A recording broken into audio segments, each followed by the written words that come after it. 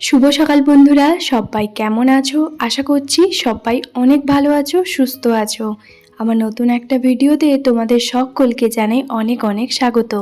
আজকে ঘুম থেকে উঠে আমি যখন জানলাটা খুলি 6:15-20 মতন বাজে, তখন পুরো বাইরে অন্ধকার কুয়াশা, আশেপাশে কারোর তোমার দেখা সাক্ষাৎ কিছুই নেই। ছাদের উপরে এমনি সময় অনেকেই তোমার ওঠে, তবে আজকে না প্রচুর ঠান্ডা আর কুয়াশার জন্য কেউ ওঠেনি।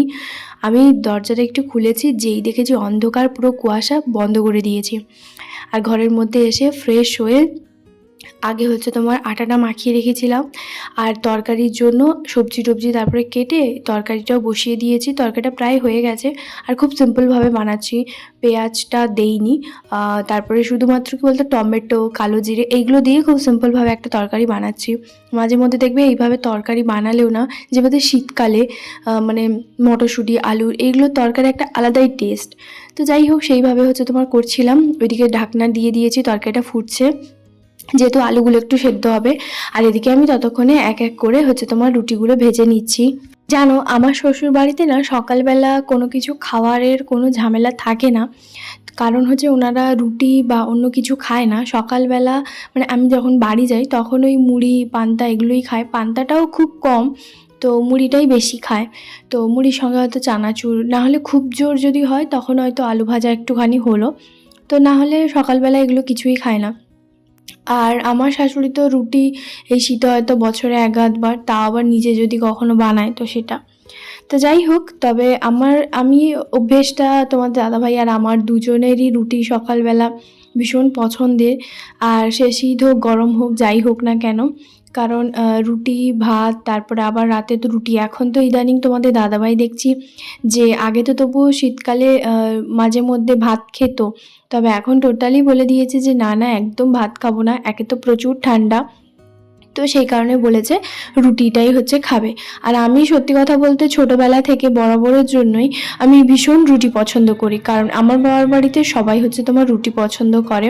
তবে বাড়ি গেলে, মানে শ্বশুর বাড়ি গেলে আমার একটু অসুবিধে হয়, তখন তোমাদের দাদাভাই হয় আমার জন্য পরাঠা বা তোমার অনেক কিছু এটা সেটা নিয়ে আসে, তো আমি কিন্তু ভাত খাই না।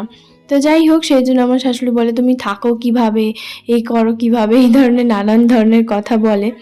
তো যাই হোক, আমি ওনাকে একটাই কথা সবসময় বলি, যারা রুটি খায় তারাও মানুষ, যারা ভাত খায় তারাও মানুষ, যে যার পছন্দ সেটা। মানে ওনার ভাবনা সম্পূর্ণ আলাদা একটু ধরনের। যাই হোক, তোমাদের দাদাভাইয়ের কিন্তু খাওয়া দাওয়া হয়ে গেছে। এদিকে সকালের যে বাসনপত্রগুলো ছিল মানে রুটি বানানোর জন্য, সেগুলো সব কিছু ধুয়ে ভালো করে পরিষ্কার করে রান্নাঘরে রেখে এদিকে তোমার এলাম কালকে রাতের যে সবজির খোসাগুলো সেগুলো বাইরে ফেলতে। আর তোমাদের দাদাভাই বলছে ঝটপট করে ঘরে ঢুকে যাও, বাইরে কি অন্ধকার কুয়াশা দেখতে পাচ্ছ। এখন তবুও বাজে ওই 7:45 মতন। তো জানি না আজকে রোদ উঠবে কিনা, আমি তো মনে ভাবছি যে রোদ ওঠার কোনো চান্সই নেই।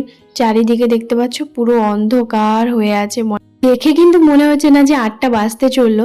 যাই হোক, ঘরের মধ্যে এসে আমি কিন্তু এদিকে একটুখানি চা বানাচ্ছি। তোমার দাদাভাইকে বললাম তুমি কি চা খাবে, বললো না না আমি চা খাবো না। এত কুয়াশা ভরা সকালেও ওর যদি চা খেতে ইচ্ছে না করে তাহলে ভাবোই তো।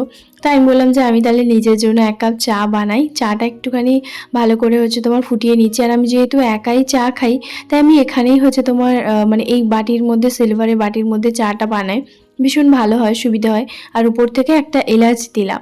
তোমাদের দাদাভাই পাশ থেকে তোমার বললো যে একটা এলাচ দাও, ভালো লাগবে। তো আমি বললাম তুমি তো খাওই না, তো তাহলে দেবো কি করে। তো যাই হোক, ওই জন্য ওর সঙ্গে কথা বলছিলাম, আর ও পাশে তোমার দাঁড়িয়েছিল। এরপর ও ডিউটি বেরিয়ে যাবে, আর আমিও চা বিস্কিট খেয়ে ঘরের আর বাদবাকি যা যা কাজ ছিল সেগুলো সমস্ত কিছু করে এখন একটুখানি মানে চান টান করে নিয়েছি, ঠাকুর পুজোও দিয়ে দিয়েছি। এখন একটুখানি নিচে যাচ্ছি, নিচে মানে ওই দোকানে যাব, কারণ কিছু জিনিস আনবো, সেরকম বেশি যদিও কিছু নয়, ওই বিশেষ করে কি বলতো ডিম আনতে যাচ্ছি। তো যাই হোক, এদিকে ডিমটা আনতে যাচ্ছি, কারণ সকালবেলা যে পরিমাণ কুয়াশা ছিল ওকে আমি বলেছিলাম যে না না আজকে মাছ টাছ কিছু আনতে যাও না, আজকে এমনি তোমার ডিম আনবো। তো সেই জন্য বললো যে আমি কি ডিম এনে দিয়ে যাবো। আমি বললাম না, সকালবেলা অফিস বেরোবে, ডিম আনার কোনো দরকার নেই, আমি চান টান করে তারপরে যাব। তো যাই হোক, এদিকে দেখতেই পাচ্ছ বাইরে হালকা হালকা রোদ এসছে আর প্রচুর ঠান্ডা বাতাস হচ্ছে, হাওয়া দিচ্ছে আর কি। তো রুম থেকে বেরিয়ে এখন সোজা এসেছি দোকানে, আর দোকানে কিছু জিনিসপত্র নিয়ে সোজা এখন বাড়ি যাচ্ছি, মানে আমাদের রুমে আর কি, সবসময় বাড়িই বলা হয়।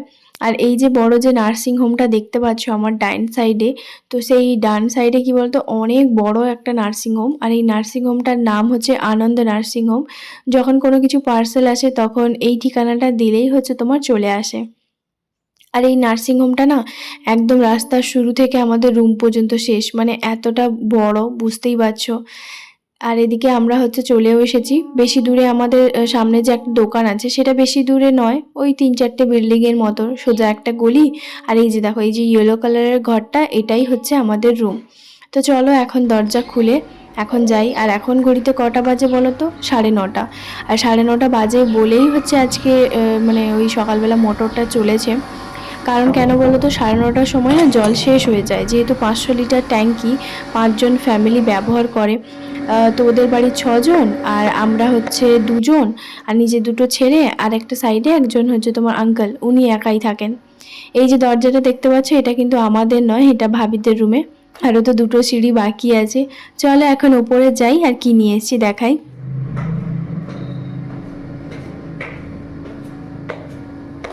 এদিকে একটা হচ্ছে নুডলসের প্যাকেটের মতো নিয়ে এসেছি, মানে এটা চিপসের আর কি। আর এই যে ব্যাগটা, যেটা ছোট মানি ব্যাগটা, এটা হচ্ছে আমাকে দিদি দীঘা থেকে এনে দিয়েছিল। তো ওর জন্য একটা নিয়েছে আর এটা আমার জন্য।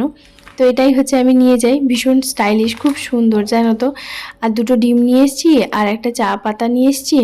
চা পাতাটাও প্রায় শেষ হয়ে গেছিলো। আর একটা গরম মশলার প্যাকেট নিয়ে এসেছি, মানে শাহি গরম মশলা। তো এটা না দেখলাম যে 8 টাকা নিল, জানি না বেশি নিল কি কম নিল, তবে ভীষণ ভালো বললো। তো সেই জন্য ভাবলাম চলো একটা নিই, কারণ যেহেতু আজকে ডিমের ঝোল বানাবো, তো সেই কারণে একটুখানি দেবো।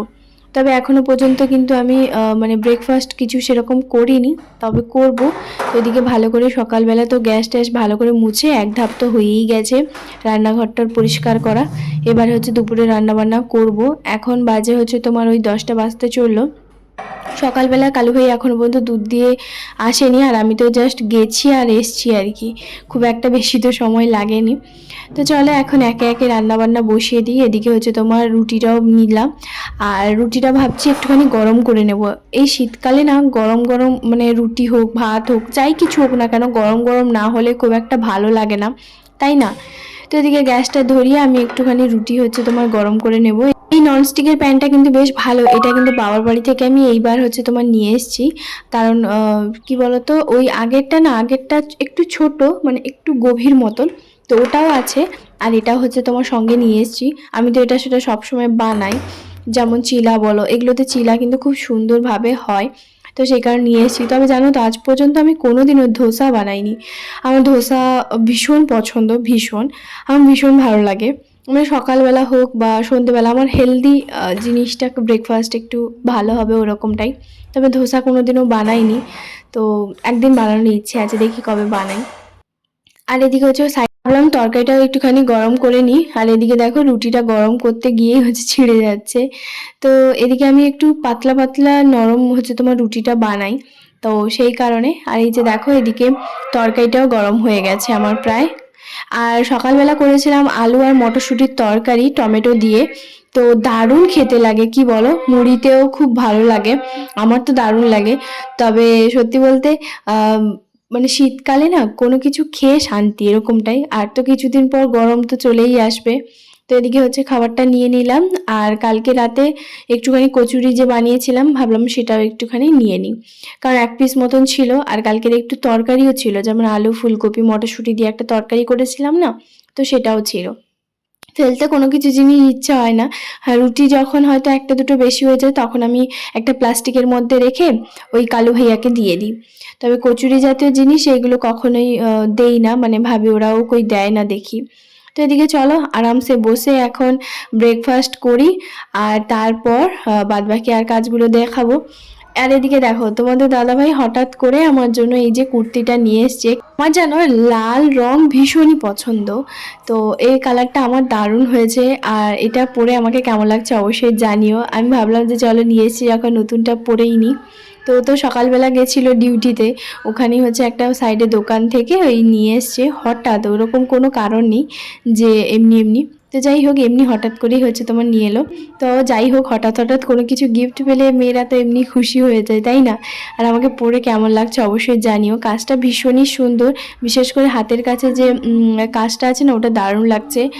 তো কেমন লাগছে অবশ্যই জানিও পরে আমাকে। আর একদম ফিটিংস খুবই ভালো লাগছে। তবে উলের লেগিংসটা আমি এমনি পরেছিলাম, তো আগের যে কুর্তিটার সঙ্গে। তো যাই হোক, তারপরে এখন চলে এসেছি সোজা সন্ধেবেলা।